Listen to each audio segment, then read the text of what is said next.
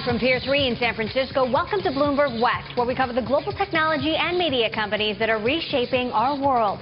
I'm Emily Chang. Our focus is on innovation, technology, and the future of business. Let's get straight to the rundown. Disney's studio division posts an $84 million loss for the second quarter, further fallout from the massive John Carter flop. So how did Disney still bank a more than 20% profit increase? We drill down. Yahoo's board forms a special committee to look into CEO Scott Thompson's background, as board member Patty Hart, who helped hire him, will not stand for re-election. We talked to a former Yahoo exec. And the Facebook Roadshow rolls on, this time to Boston. From would-be investors disappointed they didn't see Mark Zuckerberg to the meetings that did take place, we have all the details. But first, to the lead. Disney's flop, John Carter, is almost a distant memory as its latest flick, The Avengers, continues to sweep the box office. The Avengers' record-breaking numbers weren't accounted for in today's earnings report after the bell, but it's all analysts are talking about. The success of The Avengers means multiple sequels that should be just as much of a hit, in addition to fueling merchandise and theme park income for years to come. Here's what Disney CEO Bob Iger had to say on the company's second quarter earnings call just moments ago. We'll continue to build on this incredible franchise with the release of Iron Man 3 and Thor 2 next year, followed by Captain America 2 in 2014. And since I'm sure I will be asked, yes, we are in development on a sequel to Avengers. Good news for fans out there. As for the numbers, revenue is up 6% from the year before to $9.63 billion. Net income up 21% to $1.14 billion. On the downside, though, studio entertainment was the black eye on this quarter's numbers, down 12%. No thanks to John Carter, which lost $200 million. But that could soon be erased by The Avengers, which brought in $207 million in its opening weekend alone. For more on this stock, on the move, Bloomberg West editor-at-large Corey Johnson joins us now with more in the drill down. Corey. This is going to be a real drill down. There's someone drilling in the ceiling above us right now, but we'll try to finish this before the walls cave in. Disney not caving in at all. If you look at a one-year chart of the company, you can see the stock move. It doesn't tell you much about the company. And indeed, I think a lot of the coverage about this company doesn't really tell you a lot about what's going on there, because we love the studio business so much, and it's such an interesting, colorful business. But if you strip out all their results, the dominant business is their broadcast, or is their TV channel business. And really within that, if you strip out broadcast, their cable business, look at the size of the revenues in the last 12 months for the cable business compared to the movie studio business. So over twice as big. But if you look at the profits, and again, this is just the cable portion of their business, cable profits versus the movie studio profits, and we mentioned, of course, how bad John Carter did. But the cable business is just so much bigger for this company that what you see going on there is that really the thing to focus on when you want to understand this business, and the thing that the analysts, of course, look to, is in fact that business. Now, you know, when you look at how that business is doing, well, you can see that right there. You can see that the margins, the gross margins for the cable business continues to improve and getting better and better with every quarter of the last four. Of course, Q1 of 2011, not so much, but that kind of improvement just shows you that the biggest and best business at Disney is getting better. Okay, thanks for that. Corey Johnson, our editor-at-large. Now, the success of Disney's Avengers is expected to bring in big merchandising money to go along with the box office returns. Our senior West Coast correspondent, John Ehrlichman, is here with that story. Everyone's talking about it. They are, and Bob Iger, the CEO of Disney, was very clear on the call. They are very happy about it. They're expecting a bigger box office from the Avengers. But the bigger opportunity right now might be getting toys into stores around the globe. He said they're having a hard time keeping Avengers-related toys on the shelves. So they're talking to potential licensees about how they can get more out there. But that's just part of the story, the short-term demand. The longer-term demand is, how can we ride this out over the next few years? Because we know Marvel is a key part of stabilizing Disney's revenues over the next few years. You just highlighted the fact that there's another movie tied to Thor coming out. There's another movie tied to Iron Man coming out. He even hinted that there could be another Hulk movie coming out. And so if they stagger these movies over the next couple of years, it all of a sudden opens that window up again, not just for more box office dollars, but for more merchandising. So they don't want to sell everything out right now. They really want to try to make it pretty steady. I mean, it's a huge part of their strategy right now. And a lot of this is also making good on that huge Marvel acquisition. Yes. Do you think more Marvel characters could be brought to the big screen? Iger said it today. He said they're looking at developing some of those lesser-known characters. And not too long ago, I spoke with Stan Lee, who's one of the guys who made Marvel what it is today. This is before the Thor movie hit theaters and before it was into production. I said, what could be the next character that really takes the big screen? And he was talking about Thor. And you can imagine that they're doing the same thing now with some of those lesser-known characters. But John Carter certainly is a reminder that if there is a character that people are less familiar with, sometimes it doesn't always work out. Different story than perhaps Iron Man or Captain America or the Hulk. But John Carter perhaps soon will be a distant memory. We shall see. Thanks so much, John. For more on Disney's latest numbers and what's next, we are joined now by Matthew Harrigan, Senior Vice President of Equity Research at Wunderlich Securities. He covers media companies, including Disney, and is with us from Denver today. Matt, thanks so much for joining us here on the show. You just got off the call as well. What are the highlights to you from today's report? Well, I think people are really focused on the Avengers, going forward. I think, Corey's comments on the cable networks being the principal driver, ESPN and the Disney Channel, is entirely apropos. I think they really have, created a unique ecosystem at ESPN that nobody can really, challenge. But sort of the funny parallel with the Marvel deal is, the Marvel universe really is kind of its own little ecosystem. These characters, clearly work off each other, as we can see, with the Avengers movie, taking in all the new characters. And it really is, I think, a wonderful deal for Disney. And I think despite all the noise with John Carter, the most important thing about the studio is having the bedrock of Marvel and Pixar. And certainly they've had mixed numbers, as we've seen with John Carter, apart from that. But they do have some promising things there next year with the Lone Ranger and Johnny Depp in particular. So, Matt, studio revenue down 12%. How big a deal do you think the John Carter flop is in the scheme of things, or do you think this is just going to be a blip on the radar? Well, I think I don't want to say it's a blip on the radar. I mean, you had a movie that had an almost comparable size write-off last year, Mars Needs Moms. So they clearly have some issues they need to address at the studio level. And I think that Iger made the point in the call that they do need a new studio chairman who can integrate the whole organization and address the various industry issues and all that. It isn't enough just to have John Lasseter at Pixar and Marvel doing extraordinarily well. So there are certainly some strategic and tactical issues that they need to address at the studio, but they'll get it right. Back to the Avengers, I've seen some estimates that it could bring in $1 billion in ticket sales, this film alone, and that a sequel, a third and fourth movie could each bring in $1 billion. How big do you think this could become when you take into account merchandise and television and theme parks? Well, I would be stunned if it did only $1 billion globally. I think it'll probably do more like $1.2 billion or even $1.3 billion. And the important thing to remember here, it isn't just the next Avengers sequel. It's all these individual Marvel characters as well. So it's really a virtuous circle. I think on the merchandising side, it's still somewhat of a work in process. I think they really held up, the Cars, movies as the gold standard on the merchandising side, and where it remains to be seen whether Avengers can get to that level. But I think Iger has really correctly taken the strategy that you need to see all these businesses working in concert. And even though the studio business is a lot smaller than ESPN, it really is a content development engine for the entire company. It touches on consumer products, it touches on the parks. We've seen a lot of Marvel characters working even at the Universal parks. So there are definite possibilities there.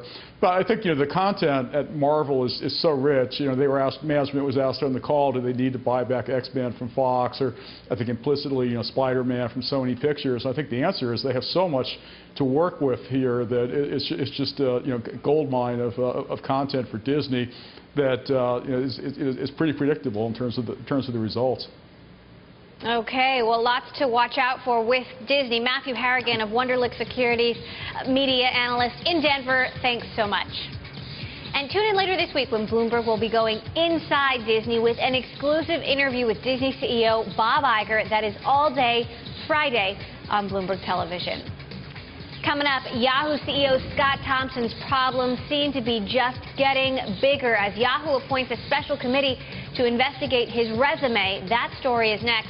And for all the latest headlines from the world of technology, be sure to check out Bloomberg's tech channel at bloomberg.com/technology.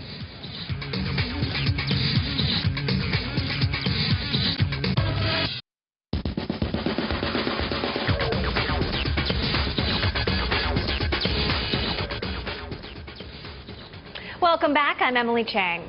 Yahoo CEO Scott Thompson's botched bio has led to board action. Yahoo's board of directors has formed a 3-person committee to investigate how a computer science degree ended up on Thompson's resume when he didn't have one. Bloomberg has also learned Yahoo director Patty Hart, who helped hire Thompson, won't stand for re-election. Back in February, our Corey Johnson spoke to Patty Hart right here on Bloomberg West and asked how Thompson was doing in his new job so far. Here's what she had to say. He's doing quite well. I have to tell you, I'm so proud to be serving the shareholders of Yahoo, and to do it with Scott in his seat as the CEO is just is a real blessing. And Corey Johnson is with us now. So, Corey, Patty is out, but is that going to be enough for Dan Loeb?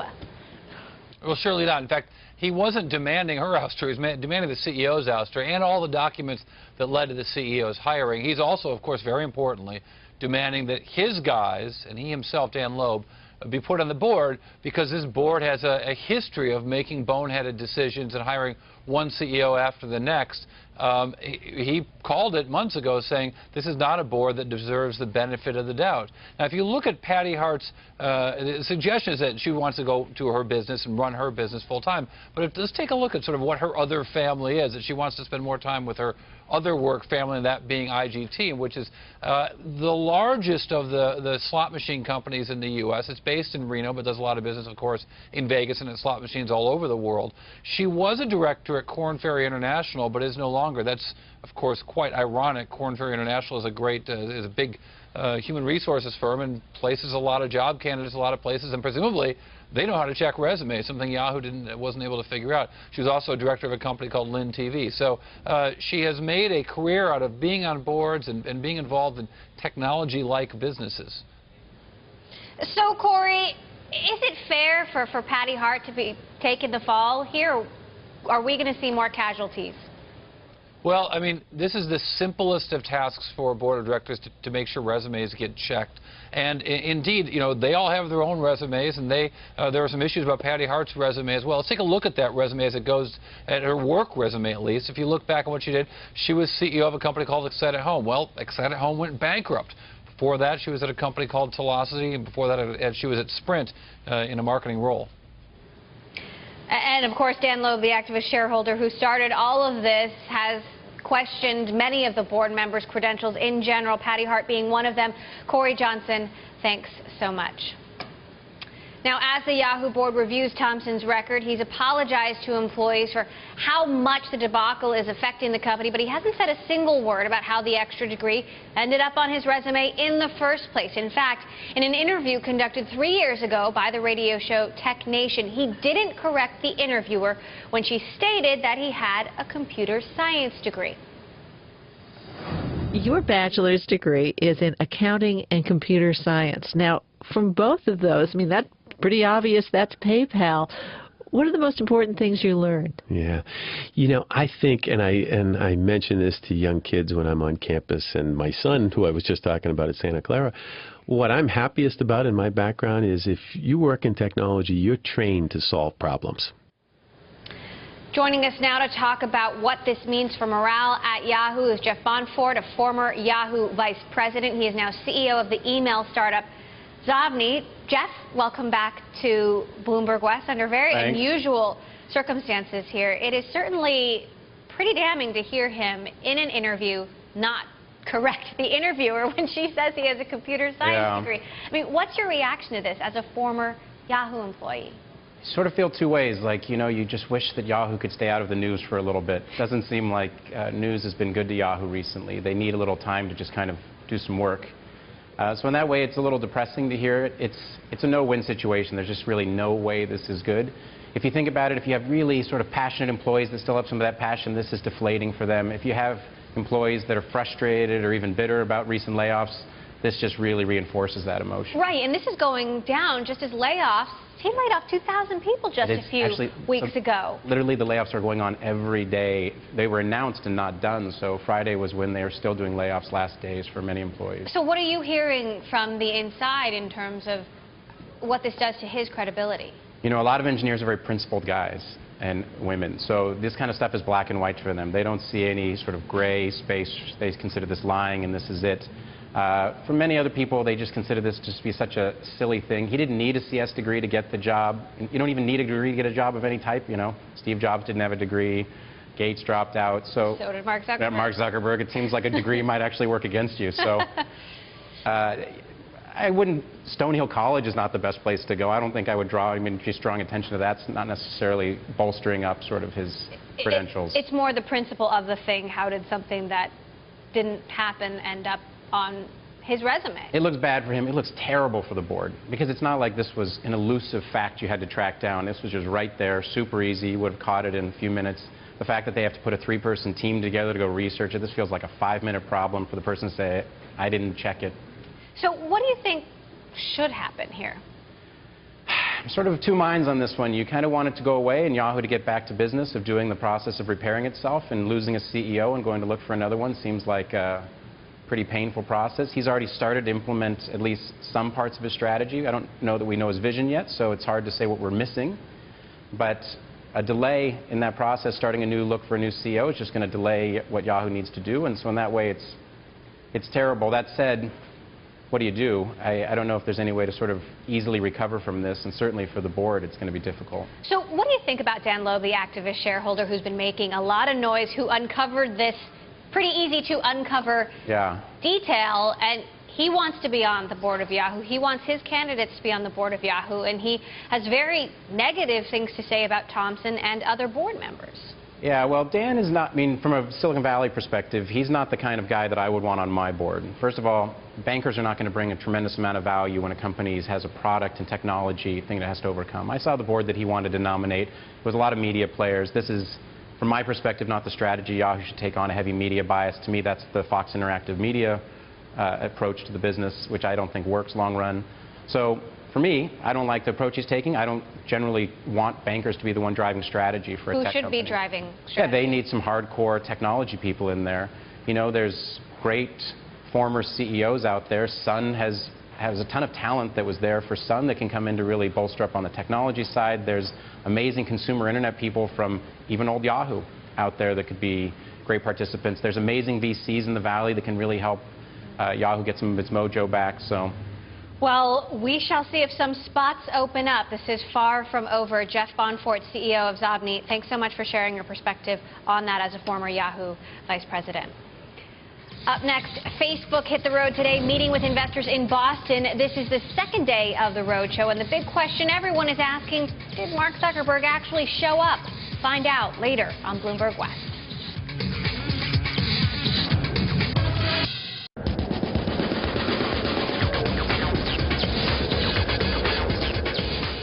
Constant traveling is a constant headache for professionals across the country, but new technology is helping road warriors spend more time at the office and less time in airport security lines. Our John Ehrlichman has that story. John?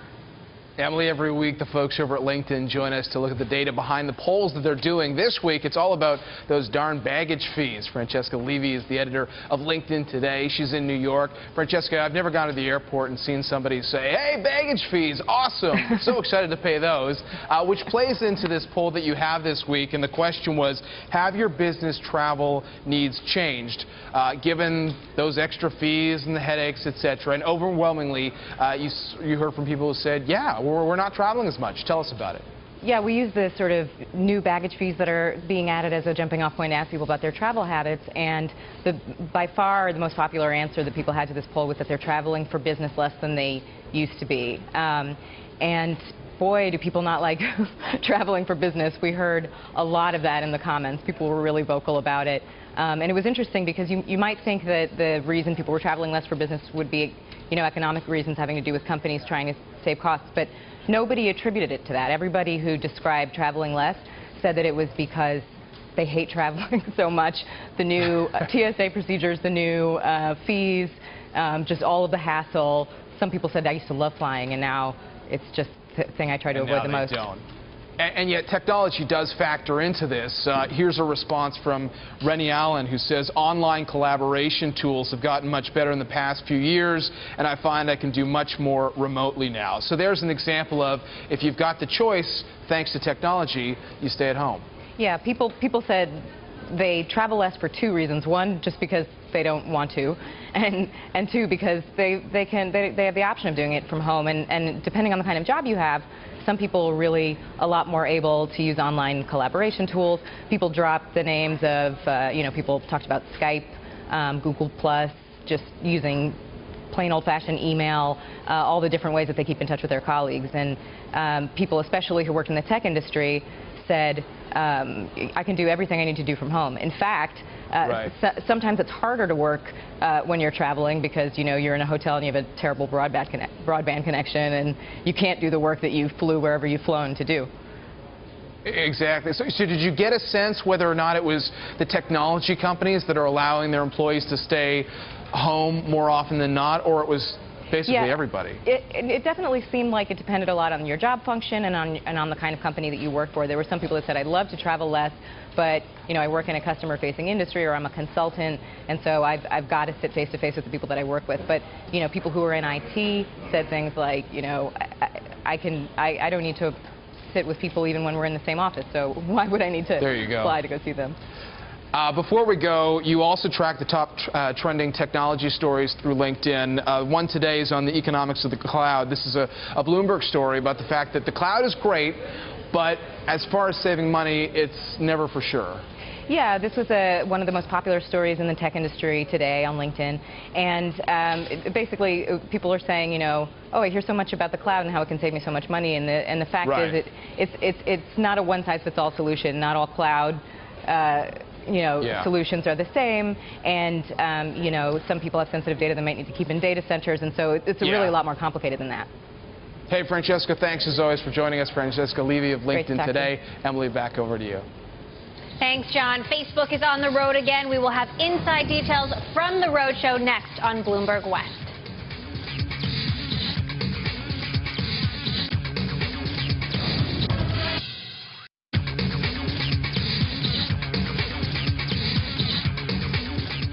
You are watching Bloomberg West, where we focus on technology and the future of business. I'm Emily Chang with your top headlines. Research in Motion has named 2 new executives as the struggling BlackBerry maker aims for a turnaround. Former Sony Mobile Communications Executive Vice President Christian Terr will become Chief Operating Officer, and former Light Squared Executive VP Frank Bulbin will be Chief Marketing Officer. They are the first major personnel additions for new CEO Thorsten Heinz, who called finding a new CMO a priority when he took the helm in January. First quarter earnings are out for DirecTV. The satellite provider reported an 8% increase in profit as it focused on retaining existing U.S. customers rather than adding new ones. DirecTV also had better than expected subscriber growth in Latin America, adding nearly 600,000 customers. Still, higher programming costs are squeezing operating margins. A federal appeals court sides with Facebook in its ongoing patent fight with Leader Technologies. The court upheld a lower court's ruling that Leader's patent was invalid because the company took too long to seek patent protection. Leader accused Facebook of swiping its technology to build the network. Facebook's executives hit the road in Boston today. It was day 2 of the company's IPO roadshow, which included a stop at the Four Seasons and one-on-one meetings with high-profile investors. Our senior West Coast correspondent John Earthman has the scoop on how it all went down just steps away from where Facebook was invented. John. Hey, there you go, Emily. Yeah, and you would expect that maybe Mark Zuckerberg would want to make the trip to town, and yet at the start of the day, people were saying, where's Zuck? Because you mentioned there was a meeting at the Four Seasons in Boston, more than 200 people. Sheryl Sandberg was there, Dave Ebersman, the CFO, was there, but Zuckerberg was not. However, we spoke to a source who spoke with a banker who is directly involved in this IPO process, who told our source, actually, Mark Zuckerberg was scheduled to be at 5 one-on-one meetings with very prominent investors, those investors including Fidelity and BlackRock, the big money players. So our understanding is Mark Zuckerberg was in town and doing what you would expect for him to be doing in front of a bigger crowd too, which is telling the business story, maybe answering a specific question or two, all in the name of drumming up some interest for this upcoming IPO. And John, when we spoke to some of our sources yesterday, we knew he was going to be at parts of the roadshow, but not all of it. You spoke to some investors who were pretty disappointed that Mark Zuckerberg didn't show up on this particular day. At the big investor event. Look, we said the only unusual thing about this roadshow yesterday was the level of security in New York. That continued today in Boston. One source of ours complaining that the level of security seemed greater than what you'd see at the UN, and that they were called there for a 7:15 breakfast meeting and things didn't get underway until 8 o'clock. They're willing to put up with waiting a little bit in the security, but there obviously is this hope that the man himself is going to be there at the end of the day. After all, if you're making an investment in Facebook, you're making an investment in Mark Zuckerberg because he's got the voting control, more than 57%, but he's also the visionary. So one of the messages in these last couple of days is the big investors definitely want to hear from Mark Zuckerberg, and they're trying to figure out his schedule, certainly, to accommodate all those interested investors. Emily? All right. Well, he heads back to the West Coast, I believe, later this week. John Ehrlichman, thanks so much. Companies like Zynga have realized huge success through their relationship with Facebook, but are venture capitalists still interested in funding Facebook-based startups now that it's going public? To help us understand how Facebook is changing the startup ecosystem, I'm joined by Maha Ibrahim of Canaan Partners. Welcome back, Maha. I know you guys have actually funded a number of companies that are based on the Facebook ecosystem. Let's start with, does Facebook going public and really maturing, how does that impact the startup and venture capital ecosystem here in Silicon Valley? Facebook has taken such an interesting approach towards its third-party developers. What was a very viral channel where startups could accumulate users very easy is no longer. So I'd say that now when we're looking at investments, particularly those that are consumer dependent and user dependent, we're looking for companies that have an eye towards Facebook, but not a dependency on Facebook. Okay, so would you say you're less interested in funding Facebook-focused companies these days? That's absolutely accurate. Anything that is 100% focused on the Facebook platform is, their future is at the whim of Facebook, and that's not necessarily a risk that I feel like taking. And for the companies that do get funded and are still getting funded, is the goal to be acquired by Facebook, like Instagram, Glancy at the end of last week? The Instagram transaction captivated Silicon Valley and I think, a lot of the financial world. And the reason was that it wasn't because Instagram was a photo sharing site. It was because Instagram was taking away traffic from Facebook. That is, a subset of Facebook's users were using Instagram as a way of communicating with a subset of their friends. Facebook can't let social networks like that increase in value. They need to acquire when they see smaller social networks popping up. So what then is your advice for entrepreneurs? How do they succeed in a post-Facebook economy? And this, has been such a driving force for so many startups for years now, and now that channel is sort of drying up. I see the landscape for Facebook moving in two directions. One is payments, because they are at the hub of a lot of transactions, particularly in virtual commerce. And the other one is mobile. A lot of Facebook's value going forward is going to be based on the heretofore unmonetized mobile channel. So many users are accessing Facebook through their smartphones, through their iPads, and what you see on the application there is there's no ads. It's unmonetized so far. So I see there being so much upside in the stock, and at the same time, for a startup that can somehow tap into that revenue stream, if they can get success, Facebook will snap them up very quickly. Does the Instagram acquisition boost Facebook's mobile presence or help with that? Absolutely. mobile monetization goal? Absolutely, because it gets them one step closer to understanding mobile and the usage within mobile vis-a-vis that of the web, which is completely different. One is more impulse-based and one is more browser-based. What about social commerce? That's another area where others have said there's a lot of potential that Facebook hasn't yet realized, but it could also really sort of change the way we use Facebook and think about it. Yeah, it's yet untapped within Facebook. Facebook's making many attempts to have commerce within their site, whether it's deals or offers. And now you're seeing startups come up out of the blue like Pinterest and really captivate the social transaction and social interest graph.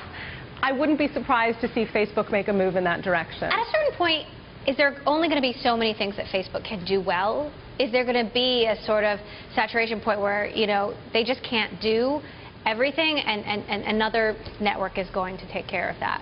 I believe so, but having said that, they're going to be sitting on a ton of cash and they can acquire whatever pops up in a big way. Exactly. And I look forward to seeing them do that. Potentially $100 billion valuation we're looking for on IPO day. Okay, Maha Ibrahim of Canaan Partners, always great to have you here on the show. Thank you. Coming up, the Google-Oracle patent trial moves into its next phase, but no matter what the jury decides, Google is poised to come out on top. We will tell you why. And we take to the baseball field with the new owners of the LA Dodgers next on Bloomberg West.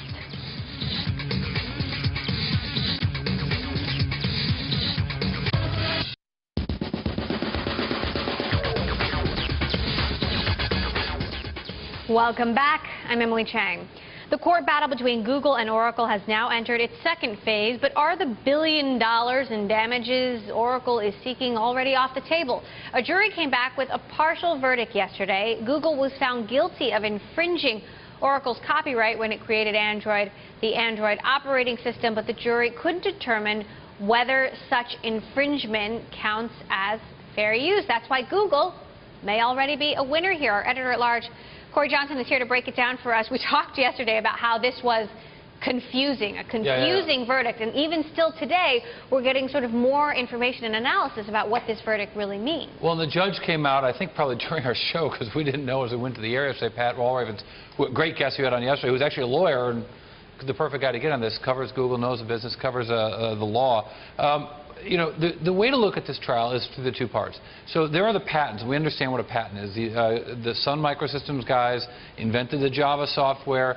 They left some of it up to fair use, and some of it they kept and did not license out for others to use. The descriptions on how to use that stuff is a copyright. So the first portion of the trial was all about the copyrights. And on every case, the jury said, yes, Google went ahead and used those unfairly and did not have the rights to use those. But then the question of fair use, whether fair use applied to all of the usage of those copyrights, and the jury just couldn't decide. And that apparently was the most important question, because it's really impacted the damages that Oracle can actually seek. Fair use is the legs of the table. So the jury said they're taking the table, but we don't know if they had the right to, because we don't know whose legs they were. And so the judge said, you may have been seeking $1 billion in damages for the copyright claims, but now you can only seek up to $150,000 in the copyright claims. Huge difference there, especially when you think about the reach of Android. It's an $850,000 difference. And I know that because I can do very rudimentary math. I've got that going for me. I think it's a little bit more than that, Corey, but okay. Now, does the patent portion of the trial bring new hope for Oracle?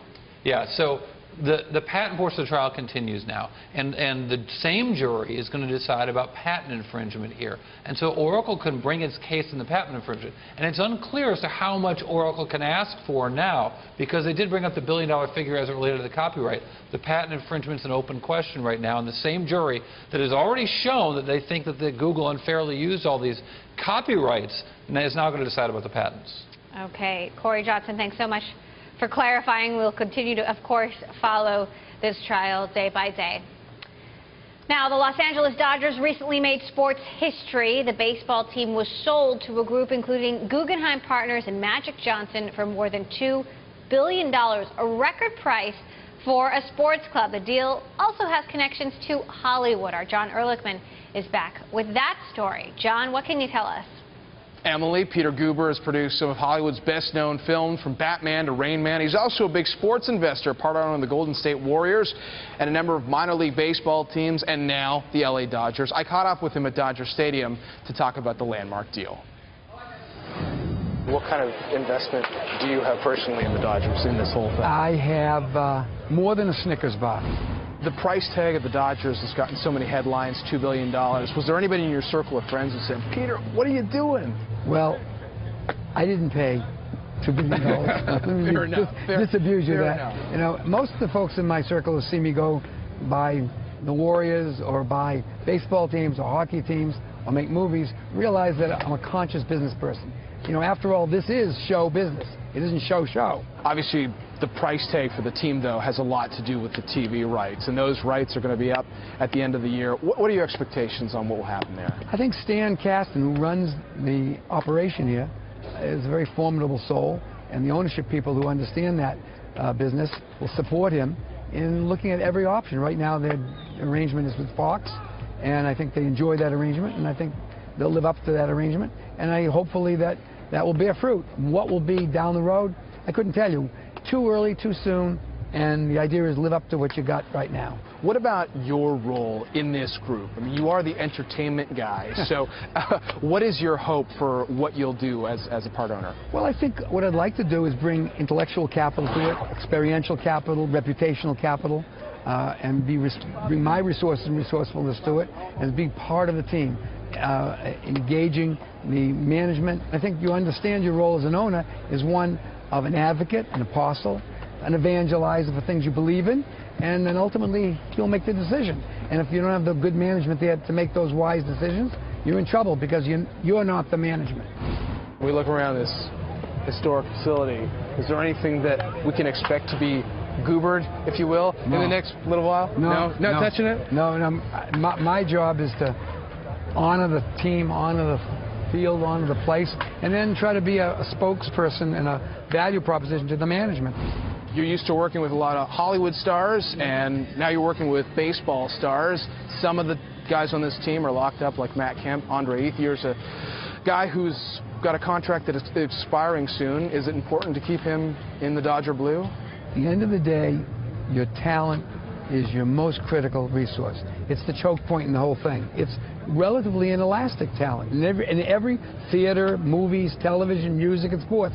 So it's very important that you build a relationship with this talent, and that goes from Stan and the manager and the GM and all the folks, so that they feel that you created an environment that's conducive to their success.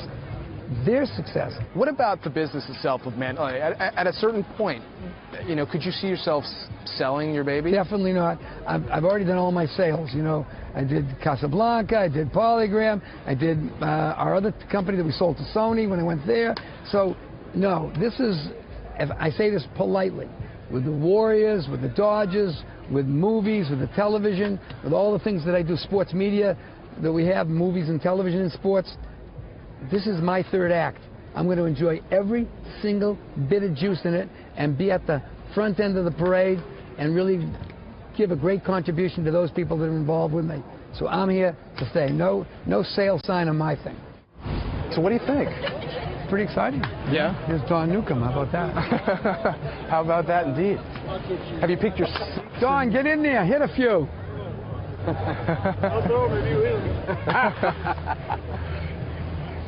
Have you picked out your seats yet, by the way? No, I kind of wander around. I take it, you know, as just fun, you know. And I even when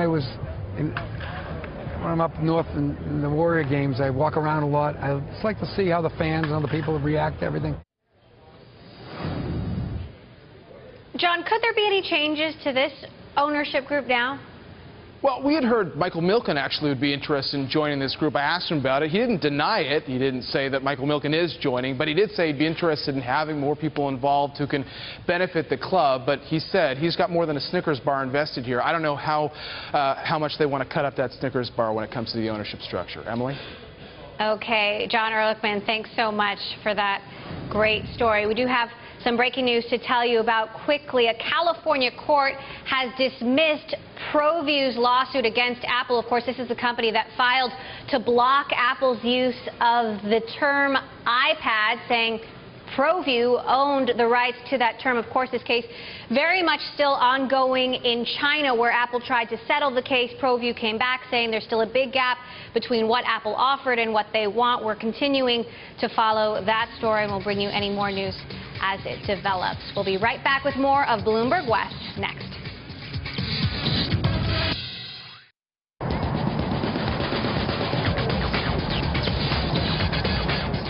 You are watching Bloomberg West, where we focus on technology and the future of business. I'm Emily Chang. When cyber criminals strike, they often hit multiple businesses with the same attack. But often those independent companies have no way to come together to fight the attack. IT security provider Check Point is trying to change that. Our editor-at-large, Corey Johnson, is here to tell us how. Corey? Yeah, Emily, Check Point just launched a new product called Threat Cloud, and like so many of these security companies, it works against cyber attacks. But the world of cybersecurity, both for government and for business, it's a very interesting one. CEO of Check Point, Gil Schwed's here to join me. You guys, it's a fascinating business, run out of Israel, listed in the U.S. markets. It's gotten to quite a bit of size. Describe this new product to me. Why is it important? The Threat Cloud is basically a joint service or a collaboration between many entities, many companies that together trying to fight cybercrime. One of the things we found out that basically when there's an attack, it usually goes to thousands of companies, yet everybody's trying to fight it on their own, and there's almost no collaboration. Is this government or is it business? It's business. Okay. And so what type of attack is it specifically attacking, if you will? All kinds of attacks, but let's say, one of the most common attacks today are bots. Bots are these tiny agents that sort of hide inside your computer, right, and they are operated remotely by a network of malicious people who are trying to cause damage. Now, the idea is that you're pulling information from all kinds of different companies, putting that information together, and then developing a pattern recognition, if you will. Absolutely. So one company will notice an attack, it will notify everyone else, please beware of this address is the one who's trying to attack you. And Check Point is a central sort of data collector from all those companies. That's what we're trying to do, yeah. Why is it there are so many companies in Israel in particular that are particularly focused on telecom security so well, some of the leaders in the world and that are coming out of Israel, disproportionate to, is this about the history of the military sort of studying these businesses? And with some companies it's the military or the defense background that we have. With others it's just that this is the niche that was developed. There is also a lot of semiconductors in Israel and things that are completely unrelated. It's very interesting. You guys do, how much of your business is government work? Very little, about 10% or less. And is that all over the world, or is it, where principally is it? Our business is all over the world. It's about 45% in the U.S., 40% in Europe, and the rest in Asia and other places. And do you find that the attacks are very different than they were even a year or two ago? The attacks, yes. The attacks are getting much more sophisticated. If years ago an attack was a single vulnerability, single threat, today an attacker is using multiple methods. They are combining information from both technology and social engineering. They are actually trying to gather information from other sources, and the attacks became much more complicated. Are government-sponsored hack attacks, cyber attacks, the greatest concern right now in your industry? For some people, it really depends. But the interesting thing is that it doesn't matter. You can have an attack that's government-sponsored and hundreds of many years invested to develop it. Once it's discovered, every kid can use the same tools. And that's what's the thing we should all remember. That the tools can be mimicked by just any old... Once the software gets discovered, the hacker community makes it available, and every hacker that wants to can use the tools almost with no resources. Interesting stuff. Gil Schwed, CEO of Check Point. Glad you could come join us. Thank you very much. Thank you, Corey. Up next, our BOS Bite, one number that reveals a whole lot.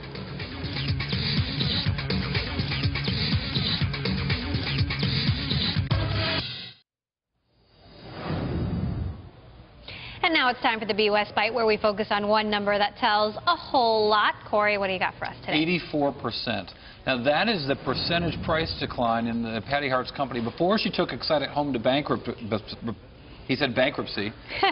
She took this company public called Velocity, and that stock went public in 2011 and was down about $2 a share when it was finally taken out of its misery by GM Hughes. So her success with publicly traded companies, not great. And, well, she's not going to be there much longer. And now the board does its review, and it can either legally fight Loeb or it can't. And then the question is what happens after that. More to come. This is not over. Thank you, guys. Remember, you can get all the latest headlines at the top of the hour on Bloomberg Radio all the time on our tech channel, Bloomberg.com/technology. We will be right back here tomorrow.